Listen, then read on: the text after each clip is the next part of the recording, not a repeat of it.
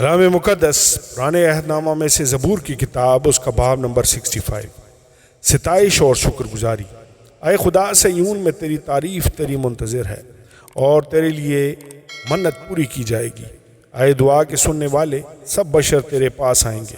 بدعمال مجھ پر غالب آ جاتے ہیں، پر ہماری خطاؤں کا کفارہ تو ہی دے گا۔ مبارک ہے وہ آدمی جسے تو برگزیدہ کرتا اور اپنے پاس آنے دیتا ہے، تاکہ وہ تیری بارگاہوں میں رہے۔ ہم تیرے گھر کی خوبی سے یعنی تیری مقدس ہیکل سے آسودہ ہوں گے۔ اے ہمارے نجات دینے والے خدا، تو جو زمین کے سب کناروں کا اور سمندر پر دور دور رہنے والوں کا تکیہ ہے، خوفناک باتوں کے ذریعہ سے تو ہمیں صداقت سے جواب دے گا۔ تو قدرت سے کمر بستہ ہو کر اپنی قوت سے پہاڑوں کو استحکام بخشتا ہے۔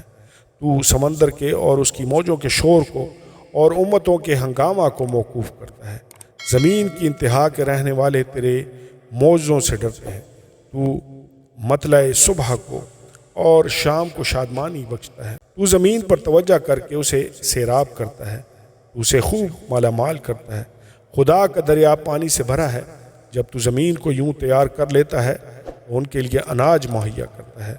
تو ان کی ریگھاریوں کو خوب سیراب کرتا اور اس کی مینڈوں کو بٹھا دیتا ہے۔ تو اسے بارش سے نرم کرتا ہے اور اس کی پیداوار میں برکت دیتا ہے۔ تو سال کو اپنے لطف کا تاج پہناتا ہے اور تیری راہوں سے روغن ٹپکتا ہے۔